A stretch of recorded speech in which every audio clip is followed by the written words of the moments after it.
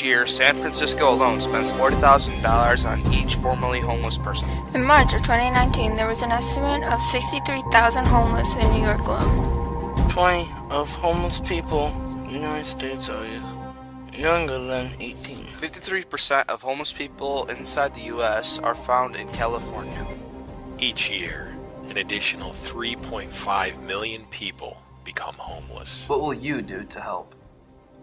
Looking for a place where faith breaks boundaries? Welcome to BIFR, Bullet in Flight Radio, an inclusive, progressive community of Christ followers, sharing real stories and bold ideas. This is your radio for hope, growth, and daring faith. Your story, our station. Tune in for new episodes every Friday and join believers who refuse to stay small. Visit https://www.just-dominic.com to listen and become part of the flight.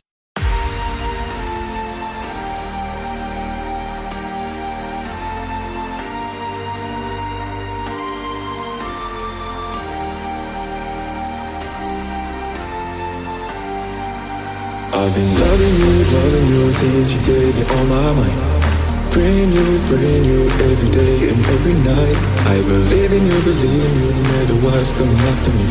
I'm not afraid, cause no arrow can get through me. But you and I don't want what people have. Just want love to peace and joy in my life. Yes, you and I make a fire all around me, so I can be invisible to life. But you and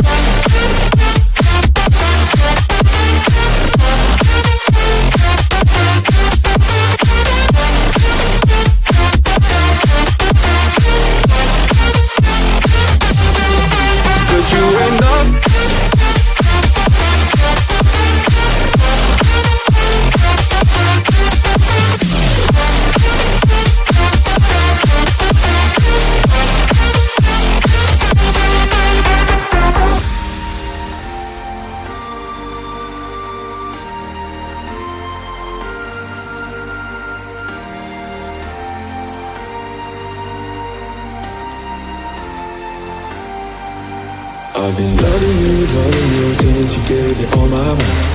Praying you every day and every night. I believe in you, no matter what's coming after me. I'm not afraid, cause no arrow can get through me. But you and I don't want what people have. Just want love to peace and joy in my life. Yes, you and I make a fire all around me, so I can be invisible to life. But you and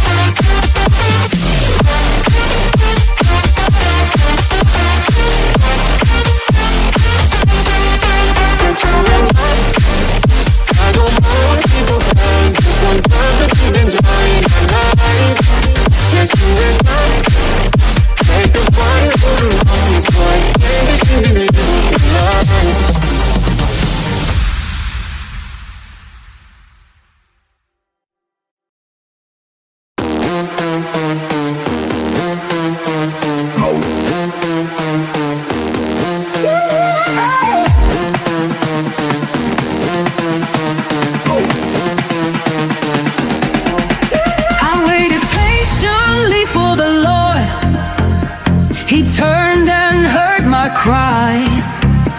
He lifted me out of the pit, out of the mud and mire. I waited patiently for the Lord. He turned and heard my cry. He lifted me out of the pit, out of the mud and mire. He put a new song in my mouth, a hymn of praise to our God. He put a new song in my mouth, a hymn of praise to our God. He put a new song in my mouth, a hymn of praise.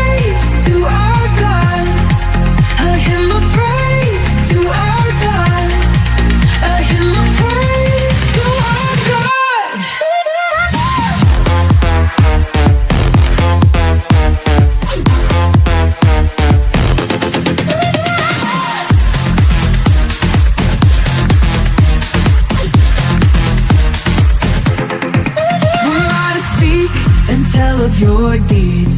They would be too many to declare. To you, God, no one can compare. No one can compare. Were I to speak and tell of your deeds, they would be too many to declare. To you, God, no one can compare. No one can compare. I will sing a new song. I will sing a new song. I will sing a new song. I will sing a new song. I will sing a new song. I will sing the 40th of song.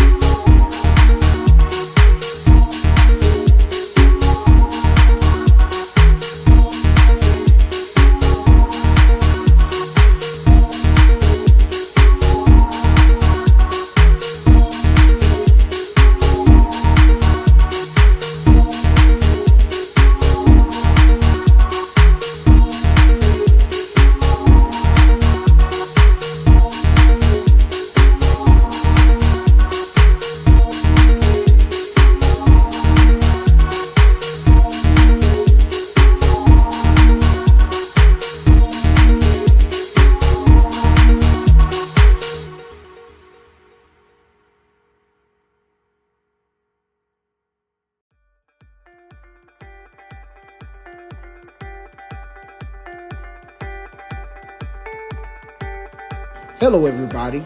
This is Terrence Beverly, visionary of Igniters United Alliance.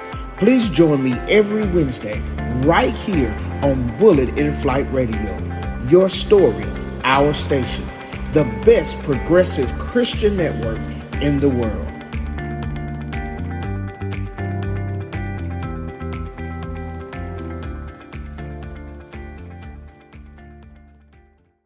In the ancient highlands of Ethiopia, beyond the reach of Roman roads and imperial armies, there are mountains where monks have whispered prayers for over 1,000 years. In those mountains, carved into rock and bathed in golden light, lie hidden scrolls. Scrolls that speak of an ending few in the West have ever heard. They tell of an apocalypse not marked by dragons or beasts, not by fire raining from the sky in divine rage, but by something even more unsettling. Angels weeping. Not because they've been sent to destroy humanity, but because they grieve for what we've become.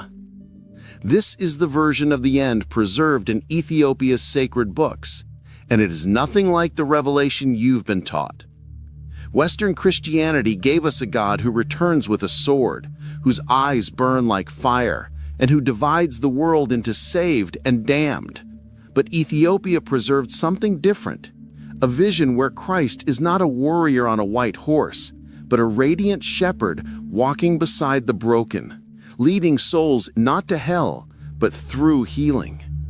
So why did the West erase this? Why is Ethiopia's apocalypse absent from your Bible? And more importantly, what does that say about everything else we've lost? If you've ever felt like the God of Revelation sounded more like a Roman general than the Messiah of mercy, then this story is for you. Stay with us, because in Part 5, we'll reveal how Ethiopia's lost apocalypse might just be the last surviving voice of early Christianity, untainted by empire, untouched by conquest. A voice that still dares to say, the end is not fury, but return. Comment below. Should the Ethiopian apocalypse be in our Bible? Like if you're here for truth. And subscribe, because we're just getting started. High above the valleys of East Africa, where the wind whistles through ancient stone churches carved directly into cliffs, there is a silence so deep it almost feels like it remembers. In that silence, a question lingers. What if the version of the end of the world you grew up with was never the only one? Centuries before the Bible we know today was bound and standardized by Roman hands, Ethiopia was already reading a different ending. In its hidden monasteries at Libella and Aksum, priests still guard manuscripts older than any cathedral in Europe. These manuscripts are not apocryphal rumors. They are bound in leather, written in Ge'ez, the sacred language of Ethiopian Christianity, and they speak of a vision of the end that the West quietly abandoned. Back then, the Christian world was not a single voice. It was a chorus of communities, Egyptian, Syrian, Judean, Ethiopian, each with its own gospels, its own letters, and its own apocalypses. The Book of Revelation, which most Christians now treat as the only blueprint of the end, was once so controversial that some early churches refused to copy it at all. Meanwhile, another book called The Apocalypse of Peter was celebrated in the East. Clement of Alexandria even quoted from it, calling it a true prophecy. In Ethiopia, this book was not just read, it was canonized. Imagine that! While Rome was debating which texts to exclude, Ethiopia was preserving the ones it found most faithful. The Apocalypse of Peter described not beasts and empires, but moral choices and cosmic consequences. It drew from Jewish apocalyptic writings and early Christian mysticism to paint a picture of judgment more like a hospital than a battlefield.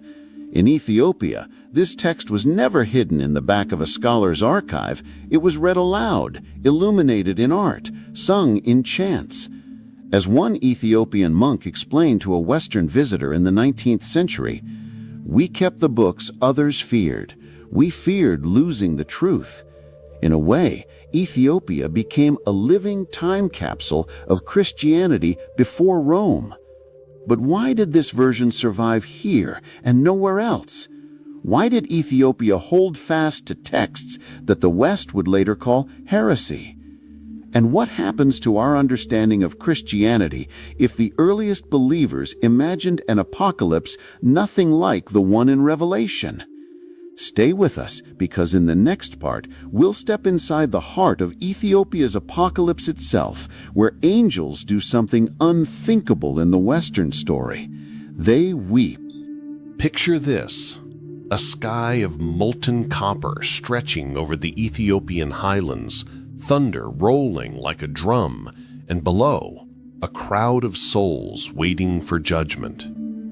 But instead of an iron throne or a roaring lion of wrath, they see something no Western painting of the Last Judgment ever dared to imagine. Angels crying. Not tears of victory, not tears of scorn, tears of grief. This is the heart of Ethiopia's apocalypse. In its pages, punishment is not a spectacle for heaven's delight, but a wound that even the angels feel. One passage describes sinners weeping under a rain of fire while the angels stand beside them, lamenting. This is almost unthinkable to Western ears raised on John's Revelation, where the imagery is beasts, plagues, and cosmic warfare. But in Ethiopia's vision, judgment is less like a battlefield and more like a hospital emergency room, a place of pain, but also of healing. The difference runs deep. In the West, hell is often imagined as a sealed chamber of eternal torment, fire with no exit. In Ethiopia's texts, fire still burns, but it burns to purify, to correct, to bring the soul back toward God. It's not leniency, it's divine surgery.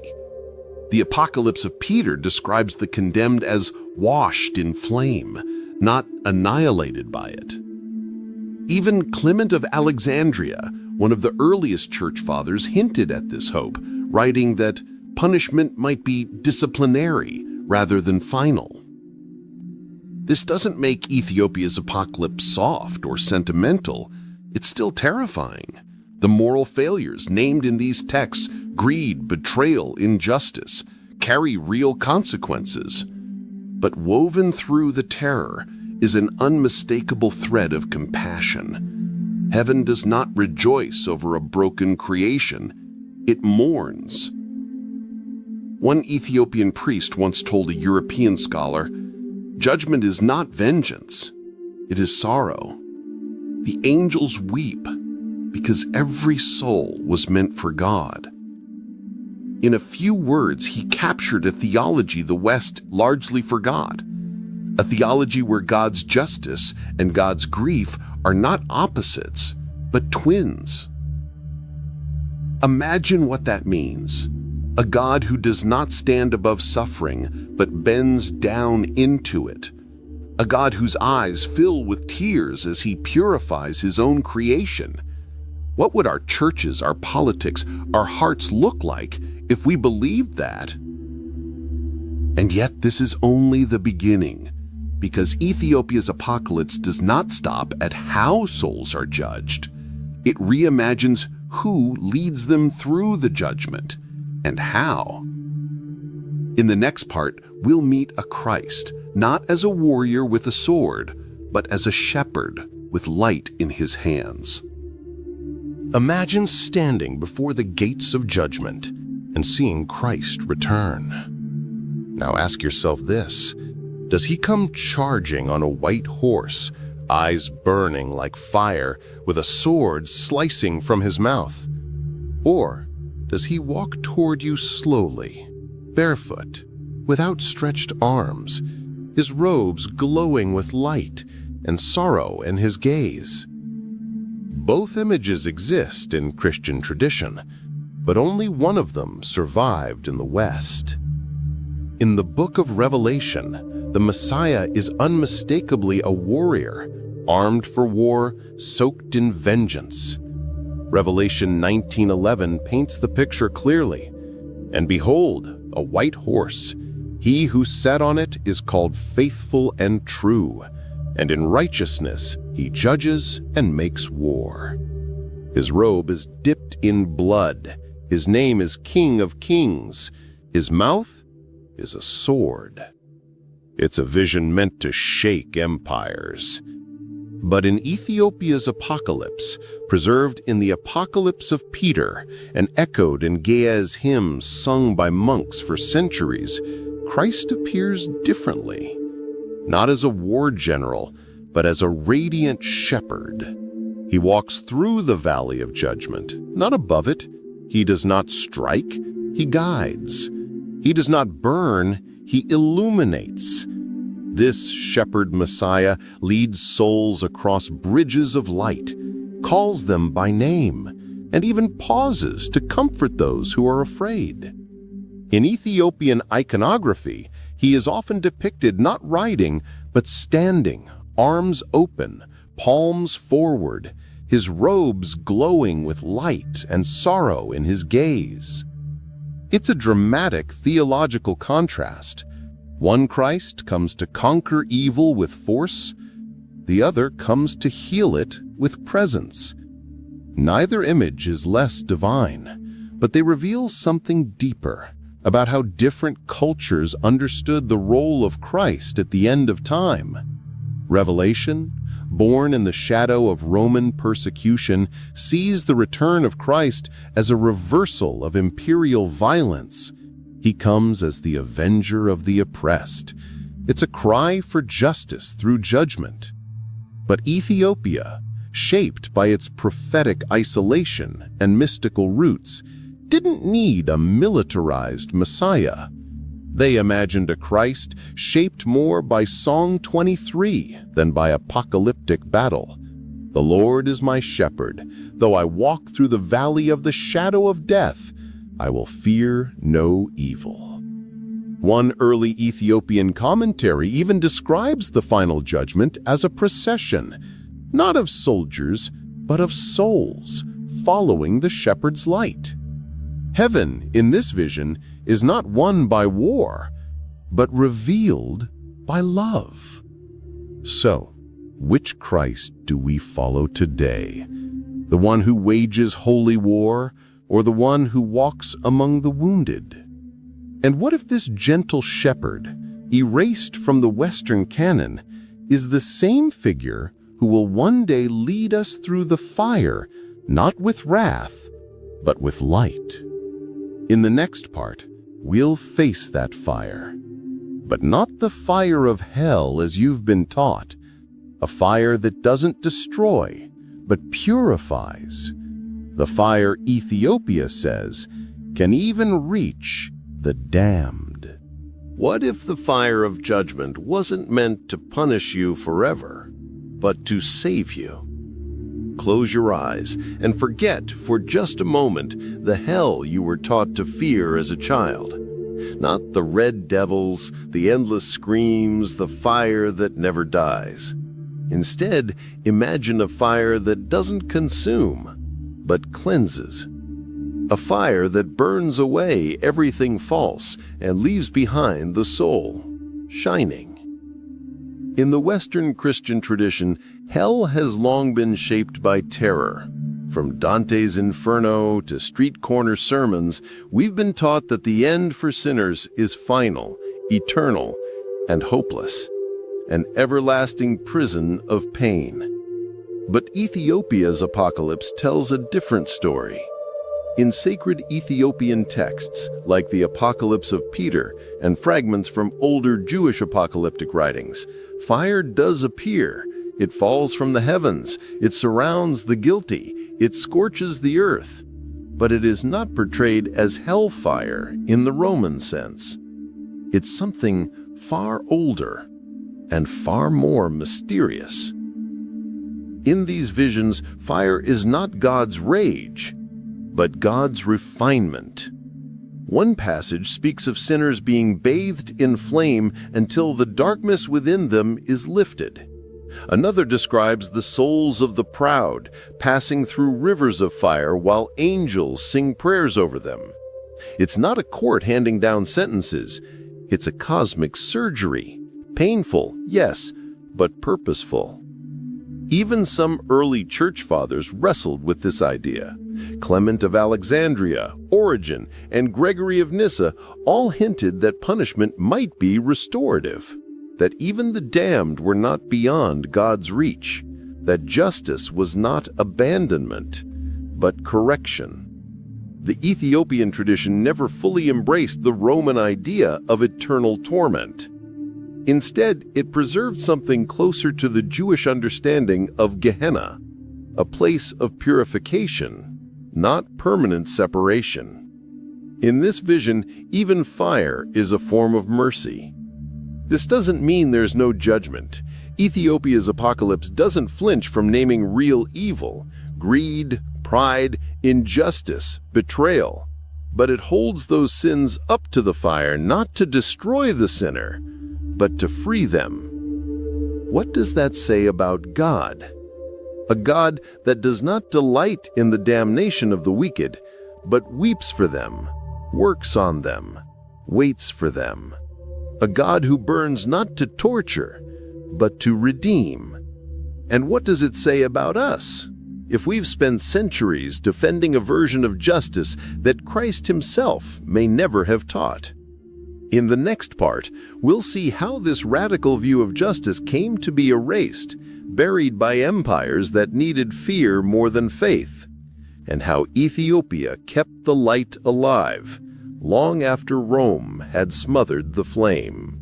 Imagine a scroll being slowly unrolled in a candlelit room.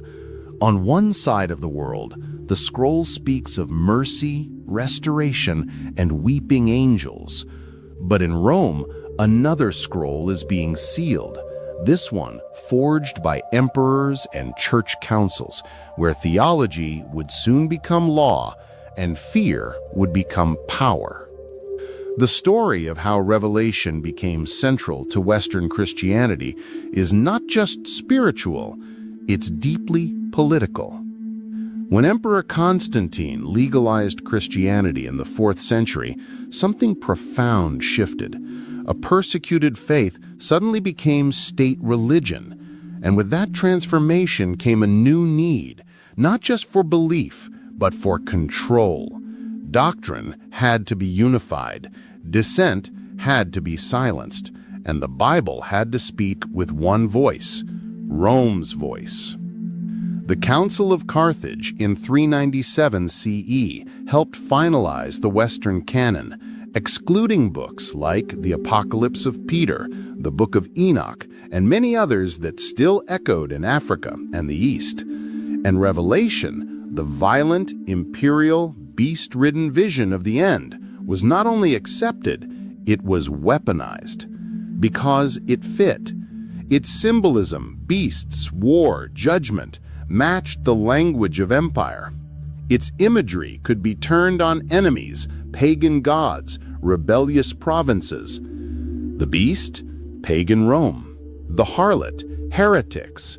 The sword-wielding Christ, justification for holy war. The Western Church needed an end time that looked like a battlefield, and it got one. But Ethiopia, never conquered by Rome, never colonized by its theology, held to something older, something quieter.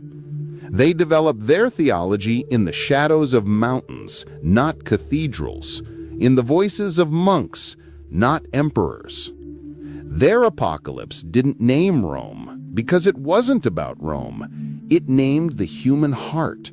It judged pride, not provinces, greed, not gods.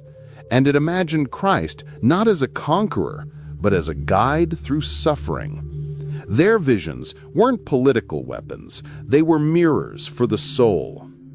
One Ethiopian elder once said, "The end is not a war to win, it is a light to follow." And many will miss it, not because they are weak, but because they were told to fight instead of listen.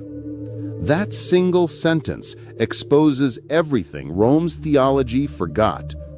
The Ethiopian canon includes the Kebra Nagast, the national epic that tells how the Ark of the Covenant came to Ethiopia through Menelik, the son of Solomon and the Queen of Sheba. This gave Ethiopian Christianity something Rome never had, a sense of sacred inheritance not tied to conquest, but to covenant. Where Rome turned apocalypse into empire, Ethiopia turned it into memory. So how did Ethiopia preserve these ancient truths for so long? And why are modern scholars just now beginning to take them seriously?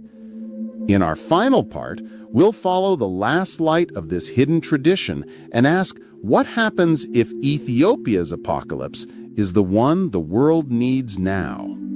What if we told the story differently? What if, instead of terrifying monsters and blood-soaked prophecies, your first picture of the end of the world was a bridge of light, stretching across a dark valley, with souls walking hand in hand, led not by a warrior, but by a shepherd, glowing with divine wisdom? That is the vision Ethiopia never let go of. In the West, Christianity's imagination of the end became a theater of fire, eternal hell, merciless wrath, and cosmic war. It gave us rapture charts and end-time countdowns, medieval doomsday cults, and modern apocalyptic thrillers. It gave us fear. It gave us finality. But Ethiopia's apocalypse offered something else, something gentler, something ancient. It offered a return. In Ethiopian art, the Last Judgment isn't filled with monsters. It's a symphony of justice and mercy. You see the righteous crossing luminous bridges over flames. You see archangels holding scales, not weapons. And you see souls being comforted, not condemned. The fire is still there, but it glows with meaning, not malice. And at the center of it all is a God who doesn't abandon creation in judgment, but embraces it. This vision was never about escaping a burning world. It was about healing it, about restoring the broken harmony between heaven and earth. For centuries, these Ethiopian texts, preserved in giyas, sung in stone churches, guarded by monks in the highlands, were ignored, dismissed as oddities or heresy. But today, Western scholars are beginning to listen again, to look beyond the imperial canon, to consider that what Ethiopia kept may be closer to what early Christians actually believed before Rome turned theology into politics. And that raises a question the West can no longer avoid. What if this was Christianity's original path? Not domination, but devotion. Not fear of hell, but longing for light. Not separation, but return. In the words of one Ethiopian priest, the end is not the closing of the book, it is the turning of the page, back to the beginning where we walked with God. This is Ethiopia's final gift, a memory of faith unbroken by empire, a vision of judgment soaked not in vengeance, but in tears and light, a reminder that the story of Christianity was never meant to be written in blood and war, but in mercy, mystery, and hope. So the question now isn't what Ethiopia preserved. The question is, what are we ready to remember?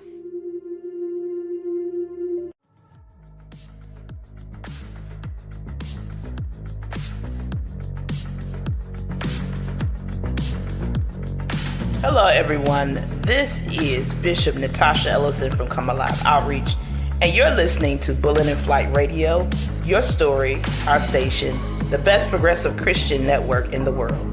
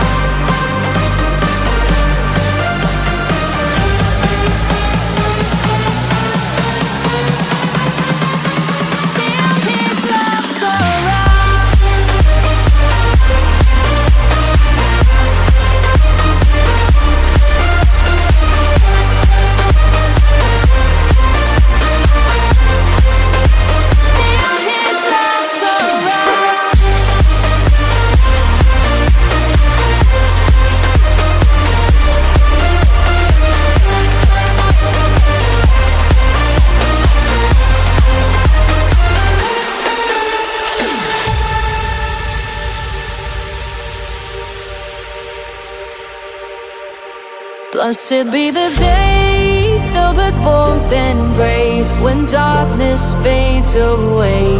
Sunshine takes its place, I'll close my eyes and I'll breathe. Feel good love within, thanking God for all of the blessings I've been given. Every beat in my heart, every breath I take, I'm thankful for your love that never does for sin. Oh, the grateful hearts unite, let's sing it loud, praising God for everything. His blessings like a cloud, we dance His glory, feel His love surround.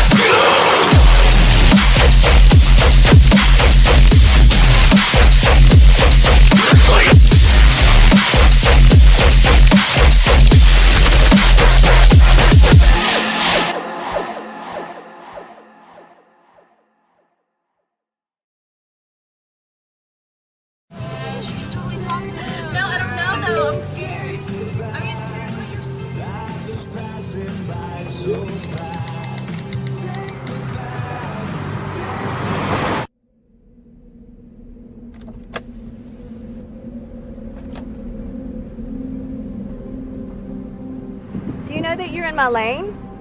No, not at all. Are you not paying attention? Are you texting? I was just checking in with my mom. I was telling her that I thought we'd be home by 6. It's okay. There's enough time. Just pay attention. I'm not even halfway through my text. There's no way. I'm not even going to look up. My babies are in the car. You have to pay attention. It's just supposed to be a quick text. I'm so sorry.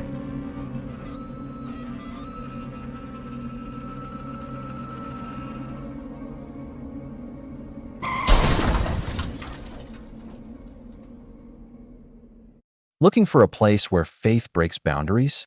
Welcome to BIFR, Bullet in Flight Radio, an inclusive, progressive community of Christ followers, sharing real stories and bold ideas. This is your radio for hope, growth, and daring faith. Your story, our station. Tune in for new episodes every Friday and join believers who refuse to stay small. Visit https://www.just-dominic.com to listen and become part of the flight.